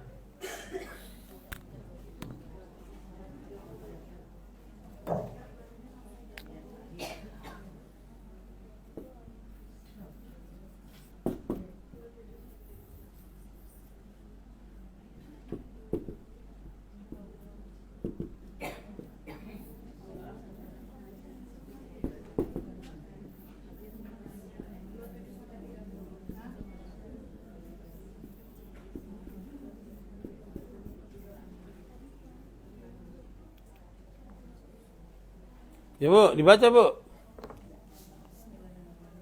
Hai jiwa yang tenang, kembalilah kepada Tuhanmu dengan hati yang puas lalu diridhoinya.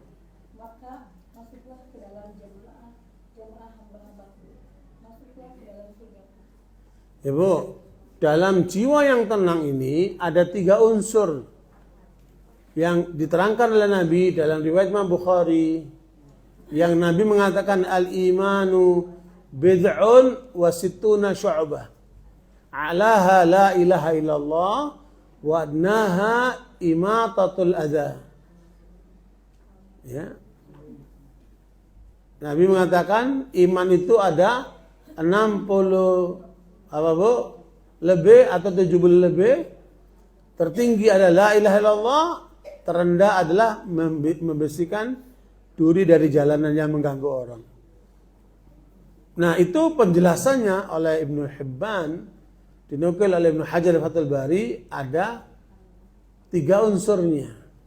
Ya, jiwa yang mutmainnah ini ada 3 unsurnya. Karena di situ tertanam keimanan. Unsur yang pertama unsur kalbu. Dalam unsur kalbu ini Bu, ada 20 jenis amalan. Ada 20 jenis amalan yang ada di dalam kegiatan kalbu ini. Rasa cinta, rasa harap, rasa takut, rasa tawakal kepada Allah. Itu semua adalah pekerjaan kalbu. Nah, unsur yang kedua adalah lisan. Lisan itu ada 7 amalannya. Ya zikir, ya baca, ya dakwah, ya Bu. Itu adalah termasuk amalan lisan. Jangan bicara kecuali yang benar. Makanya yu'minu billahi wal yawmil akhir falyaqul khairan aw liyasmut. Ngomong yang benar atau diam. Ya. Nah, barakallahu makanya orang beriman itu sangat terkendali lisannya. Tidak ngomong kecuali yang benar. Ya, Bu. Nah, itu adalah unsur lisan. Dalam jiwa yang tenang ini terkendali lisannya. Bukan tong kosong jaring bunyinya. Ya, Bu, ngomong dulu baru mikir atau mikir baru ngomong? Benar nih? Nah, insya Allah aman. Ya. Oke, yang ketiga unsur anggota tubuh, jawareh. Itu ada 38 amalan dari anggota tubuh ini.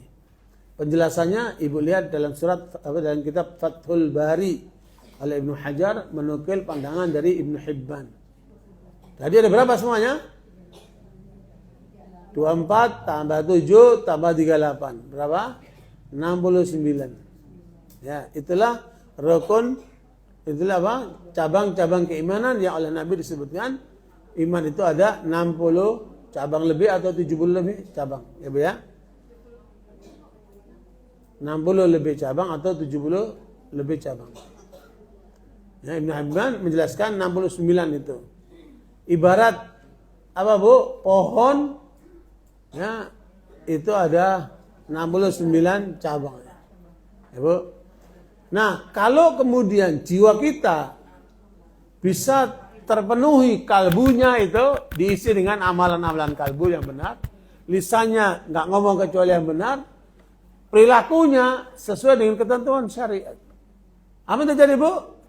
Tenanglah orang itu. Kenapa, Ibu? Karena yang membuat manusia itu resah, galau, takut, mengalami derita-derita dalam jiwanya. Kenapa, Bu? Karena dosa. Dosa itu ada dua, Ibu. Ibu catat tuh. Ya, perilaku manusia, jiwa manusia mengalami kegoncangan bila terjadi dosa. Ya, dosa ini ada dua. Meninggalkan perintah Allah atau mengerjakan larangan Allah. Itulah dosa. Ya, ketika orang meninggalkan perintah Allah, dia sudah berbuat dosa. Disuruh sholat, gak sholat dia. Wanita yang sudah balik disuruh keluar pakai jilbab, nggak mau pakai jilbab. Ya, Bu, berarti apa itu? Dosa, melanggar Allah. Atau larangannya dia kerjakan. Nah, itulah dosa. Jadi kata Abdullah bin Mubarak, ra'aitu dzunuba tumitul qulub. Aku melihat dosa-dosa itu mematikan kalbu. Ya. Makanya wa khairun nafsi isyanuha, bagus bagi jiwa ini untuk menghindari dosa-dosa itu. Ya. Makanya jangan kotori hidup kita dengan apa? Dengan dosa-dosa. Dan dalam kitab Al-Wabilus Sayyib, Ibnu Qayyim mengungkapkan pengaruh dosa di dalam jiwa manusia mengakibatkan 50 kerusakan. Dosa itu akan merusak jiwa manusia mencapai berapa? 50 kerusakan. Ya. Paling tidak bisa kita rasakan 4 hal. Ini kata Ibnu Abbas. Ketika dosa terjadi, apa yang terjadi, Bu? Kalbu ini menjadi gelap. Menjadi apa? Resah. Itu karena dosa itu. Ya. Ada ibu tahu-tahu ketemu mantan pacarnya, umpamanya nih, ya, Bu. Terus terjadilah dialog dan sebagainya, terus ingat masa lalunya. Ya, Bu. Tapi sambil ketemu dia tolak-tolak terus. Takut ketahuan. Ya. Nah, itulah dosa, Ibu. Ya, dia bikin resah dia. Nah, begitulah orang-orang yang berbuat dosa itu, nggak akan tenang dia. Ya, saya yakin koruptor itu nggak pernah tenang hidupnya. Saya yakin penzina itu nggak pernah tenang hidupnya. Karena dosa itu akan menggoncang jiwanya. Kalbunya menjadi gelap, mukanya menjadi tidak cerah dia. Ya, makanya lihat muka-muka pendosa-pendosa itu kan. Mukanya nggak enak dilihat ya. Ya, tidak sumringah gitu ya. Apalagi kalau ibu lihat orang lagi tidur kan, nggak enak banget. Bentar lagi pulang Bu, jangan tidur. Ya Bu, jadi apa tadi Bu? Akan mengaruh kepada wajah. Makanya ibu-ibu nggak usah pakai apa? Skincare kayak make up. Ya, dengan wudhu ibu itu sudah akan membuat cerah wajah ibu. Karena itu menghapuskan dosa wudhu itu. Nah yang ketiga, dosa itu menyebabkan kan wajahnya gelap. Hah? Yang pertama kalbunya gelap. Yang kedua wajahnya itu suram. Wajahnya suram, tidak sumringah, ya Bu. Yang ketiga badannya melemah. Ya Bu, badannya apa? Melemah. Makanya kenapa orang kena penyakit lambung? Kenapa itu? Kira. Ya, ketika saya lihat ada orang, ya Bu, jauh dari istrinya terus manggil-manggil istriku, permaisuriku, stres. Ya Bu, kok nggak ada istri manggil-manggil, ya stres itu tandanya itu. Bakal kena lambung itu. Ya, makanya Bu, dosa menyebabkan penyakit, melemah badannya, ya, melemah. Ya, makanya jauhkan dari dosa supaya sehat. Kemudian yang ketiga, yang keempat nih. Udah mau pulang berarti nih. Jadi yang keempat, Ibu, dosa menyebabkan kita jauh dari manusia. Ada jarak. Ya, ada jarak dia. Jadi manusia. Makanya anak muda yang senengnya di kamar, menjauh dari keluarganya, ya Bu, nggak mau kumpul dengan saudaranya, hati-hati. Jangan-jangan dia sedang main narkoba itu di kamarnya. Atau kalau dia jalan pakai kacamata hitam. Ibu-ibu kalau pakai kacamata hitam perlu curiga. Ya, jangan-jangan matanya lagi apa? Lagi siapa itu? Lagi syahdu. Ya, kena narkoba. Ya. Tapi ibu-ibu banyak gayanya kadang-kadang.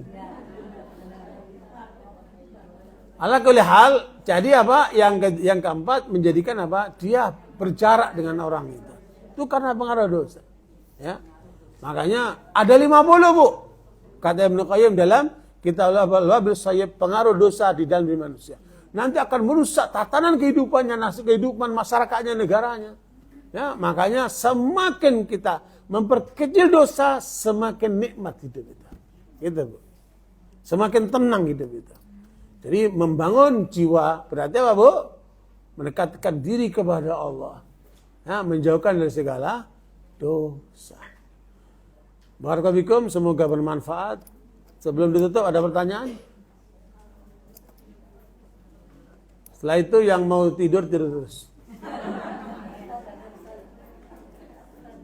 Ya Bu. Kan manusia itu diberi dua potensi ya, hijauha wa taqwaha. Nah, kalau orang yang diberikan ketakwaan itu misalkan dia itu memang sama Allah sudah digariskan kebaikan untuk dia. Tidak. Jangan salah Ibu. Manusia itu diberikan keinginan. Ditunjukkan ini yang baik. Inilah halal. Ini yang ma'ruf. Ini yang buruk. Ini yang mungkar. Ini yang jahat. Kita diberikan pilihan. Mau yang baik, itulah qad aflaha man zakkaha. Artinya ada usaha orang itu untuk membersihkan dirinya, untuk membawa dirinya selalu dalam kebaikan-kebaikan. Wa qad khaba man dassaha. Telah gagal orang yang mengotori dirinya dengan keburukan-keburukan. Maunya kemungkar-mungkar terus, maunya buru-buru terus. Pertanyaan yang salah siapa? Manusia sendiri. Gitu Ibu. Jadi jangan salahkan takdir. Kalau Ustaz begini, itu udah beriman, yang pada beriman kan lemah, nanti muncul lagi, naik lagi. Terus Allah itu nanti kalau sudah pergantian itu nanti fujur gitu ya. Nah kalau udah fujur itu Allah akan mengembalikan kembali atau? Bu, orang berbuat fujur, berbuat buruk itu nggak mungkin ada peranan Allah di situ. Ya itu pengarah manusia sendiri. Ya. Jadi Allah itu punya dua kehendak. Namanya al-irada al-kauniyah. Kehendak Allah yang tidak mungkin dipertanyakan. Mengapa ibu perempuan saya laki? Ya bu, kalau saya punya pilihan saya mau jadi ibu-ibu. Nggak mau laki-laki. Karena surga buat ibu-ibu jauh lebih mudah. Tapi ini takdir Allah. Yang tidak bisa dipertanyakan. Dan kita tidak diminta pertanggungjawaban. Kenapa ibu perempuan saya laki? Nggak diminta pertanggungjawaban. Namanya apa? Al-irada al-kauniyah. Yang kedua, al-irada syar'iyah. Ya, inna hadainahu sabila imma syakira wa imma kafura. Allah tunjukkan dengan ini halal, ini haram. Ini benar, ini nggak benar. Ini ke surga, ini ke neraka. Terus ibu milih yang ke neraka. Ibu milih nggak benar. Yang salah siapa? Allah nggak mungkin menyuruh kita ke nggak benar, itu nggak mungkin. Justru Allah tunjukkan itu. Makanya kata Rasulullah, tidak ada satu pun jalan. Karena Rasulullah kan utusan Allah. Kalau tidak ada satu pun jalan yang menghantarkan kalian ke surga, kecuali aku sudah terangkan. Tidak ada satu pun jalan menyebabkan kalian masuk neraka, kecuali aku peringatkan. Kata Nabi. Lengkap semuanya. Terus orang berbuat buruk yang disalahkan Allah. Nggak mungkin lah. Ya. Wala yulunna illa nafsa. Nggak ada yang disalahkan kecuali diri orang itu sendiri. Makanya nanti penyesalan di akhirat, mereka akan menyesal terhadap dirinya sendiri. Gitu. Ya, insya Allah lain waktu bisa dibahas lebih dalam masalah takdir ini. Jangan sampai kita menyalahkan Allah. Oh, saya miskin kan karena Allah. Oh, Allah nyuruh kamu untuk berzakat kok kamu miskin. Nah, salah itu kan. Allah nyuruh berzakat enggak? Iya. Kenapa kamu miskin? Ya. Bu, tetapi kalau kita sudah berusaha, kita mengalami keadaan seperti itu, dia sabar. Tapi jangan berhenti, terus berusaha. Sampai Allah berikan jalan yang terbaik. Karena satu kesulitan, ada dua kemudahan. Aku sakit, ini Allah gak sayang sama aku, kok yang lain sehat, kok aku sakit. Ya bu, kalau ibu gak diuji, mana tahu kualitas ibu kan. Nah, diujilah dengan penyakit, dengan segala macam. Sabar. Ya bu. Bahkan orang beriman itu bisa menikmati penyakitnya. Seperti orang sehat menikmati kesehatan. Ya, seorang orang mukmin bisa menikmati penjara. Seperti orang lain bisa menikmati istana itu. Jangan dikira. Selama kita di jalan Allah, tidak ada yang perlu dikhawatirkan. Adapun ujian senang maupun susah, itu lumrah dalam hidup ini. Karena senang yang utama itu sepenuhnya ada di surga. Susah yang sepenuhnya di mana? Selama di dunia, nggak mungkin orang senang terus. Juga tidak mungkin orang susah terus. Ibu pernah senang terus seumur hidup? Nah, jangan-jangan susah lebih banyak ini. Ya bu, ya udah. Kalau senang bersyukur, kalau susah bersabar. Itu orang mukmin. Makanya indah hidupnya orang mukmin itu. Dia seimbang. Makanya jiwanya nggak pernah goncang dia. Ya, sampai saking tenangnya tidur di pengajian kan luar biasa. Oke, lanjut pertanyaan lain. Iya bu.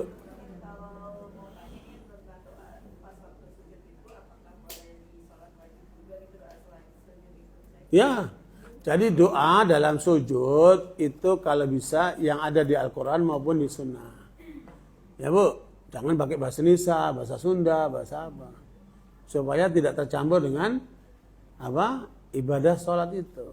Ya. Kalau di luar sholat bebas, pakai sahabat bebas, di luar sholat. Ya, kalau waktu sujud itu, umpamanya ibu berdoa, Rabbana hablana min azwajina wa dzurriyyatina qurrata a'yun waj'alna lil muttaqina imama. Yang enggak boleh dalam sujud apa? Ibu baca Al-Ikhlas. Ya, baca apa? Qul a'udzu falaq. Ngaji. Nah, itu jangan. Ya, tapi nah ibu mengatakan doa, Allahumma inni ala dzikrika wa syukrika wa husni. Bagus. Ya, ambillah doa-doa yang di Al-Qur'an dan Sunnah. Di waktu sujud itu bagus. Karena manusia paling dekat dengan Allah pada saat sujud. Nah. Ya. Di dalam Fa'al-amaha ufujuraha wa taqwaha itu berarti Allah mengilhami kejahatan. Tidak. Allah memberitahukan bahwa di dalam diri manusia itu ada unsur baik, ada unsur yang tidak baik. Tergantung kamu mau gunakan yang mana. Harusnya sadari yang baik kamu munculkan. Itulah pendidikan itu. Pendidikan itu apa isinya? Apa Bu? Memunculkan potensi baik pada diri anak itu kan.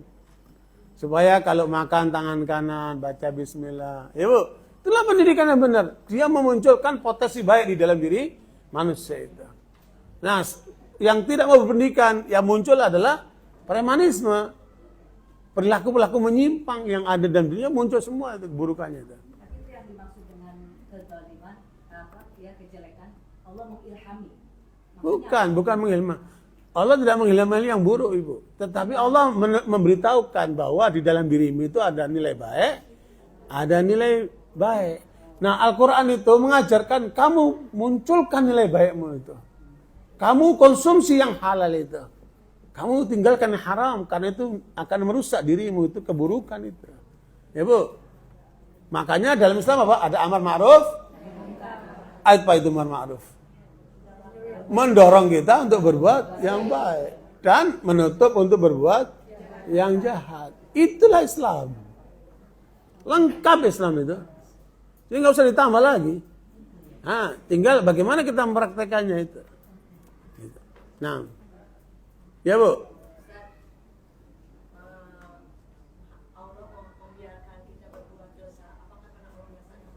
Tidak.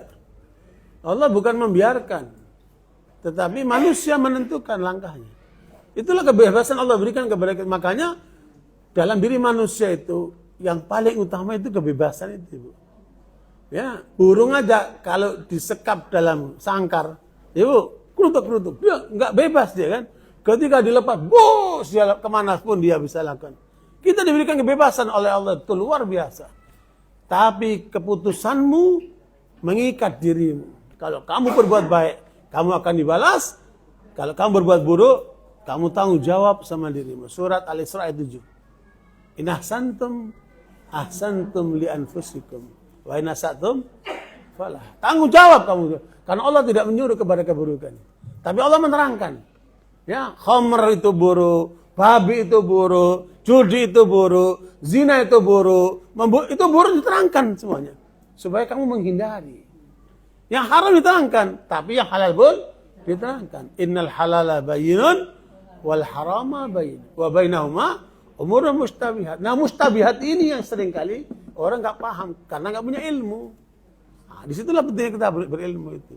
Jadi Allah tidak boleh dinisbatkan kepadanya keburukan karena Allah tidak mendorong orang untuk keburukan. Gitu.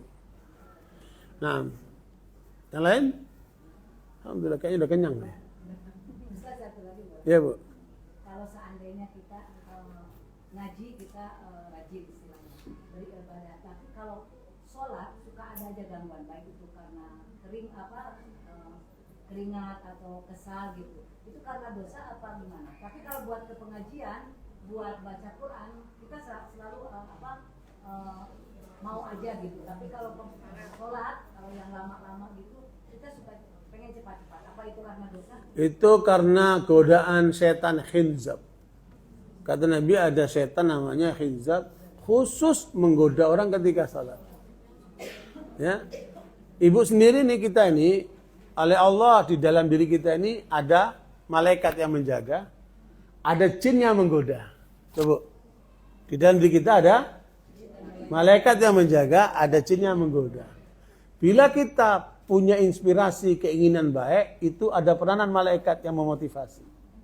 Bila kita bercenderung ke arah yang negatif, yang nggak benar, maka itu dorongan dari, nah itu yang ada dalam surat Az-Zukhruf ayat 36. Ya, wa may ya'shu 'an dzikri rahmani nuqayyid lahu syaitanan fahuwa lahu qarin. Ketika seseorang itu berpaling dari Allah, ya Bu, dia sholat, tapi pikirannya ngelantur ke sana kemari. Ya Bu, nggak khusyuk. Itu pasti ada pengaruh setan. Nah, dalam sholat itu, selain ada jin yang ada di dalam diri kita, menggoda kita, ada khusus spesialis namanya apa? Khinzab. Itu setan yang menggoda ketika orang sholat. Sampai kemudian sholatnya nggak ingat ini rakaat kedua atau ketiga. Ya. Yang diingatnya di luar-luar, yang lupa-lupa diingetin sama dia. Hizab itu namanya. Makanya harus dilawan. Iya, lawan lah. Ya, alihkan. A'udzubillahi minasyaitonir rajim. Ya. Bu, tidak ada seorang pun yang mampu menghadapi setan jin kecuali kalau dia mengatakan a'udzubillahi minasyaitonir rajim. Berlindung kepada Allah. Karena kita nggak bisa melihat. Dia di mana, gerakannya seperti apa, kita nggak bisa melihat. Imma yanzaghannaka minasyaitani nazghun fasta'id billah.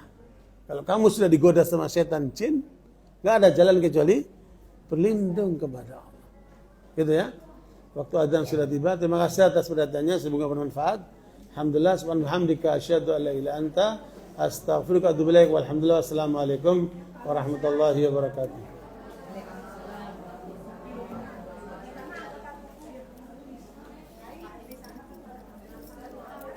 Iya, Bu.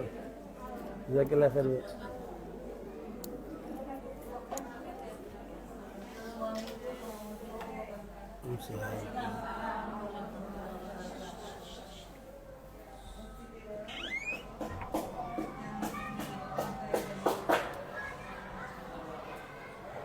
Alhamdulillah. Assalamualaikum. Alhamdulillah.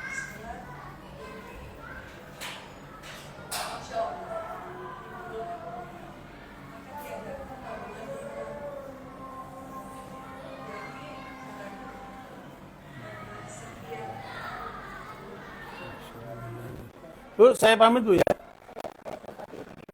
Jazakallah khair. Aduh. Kemarin ketemu biasanya Bu Lia. Saya duduk bersama pernikahan.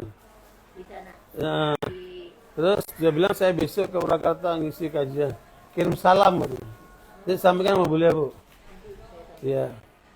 Pak Bedi kirim salam. Hah? Itu lagi?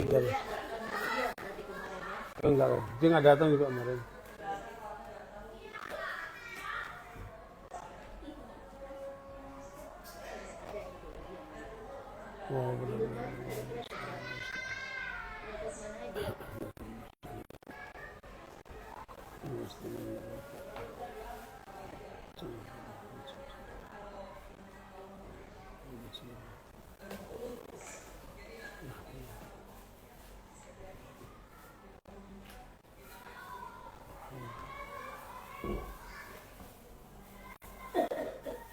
Ya Allah.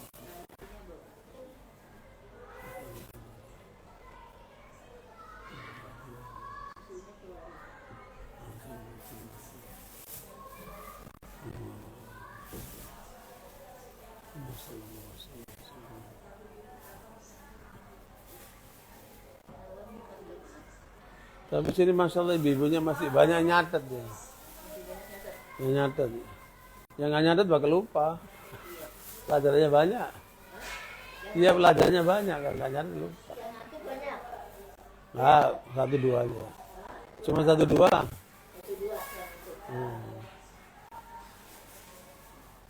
Maka disinggung-singgung gitu supaya melek dia. Iya, jangan tidur. Kita jauh-jauh di Jakarta ditidur.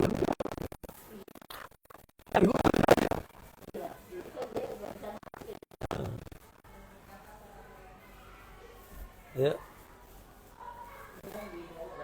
Masya Allah. Jazakillah khair Bu. Syukur Bu ya, berarti Bu ya. Alhamdulillah. Assalamualaikum Bu.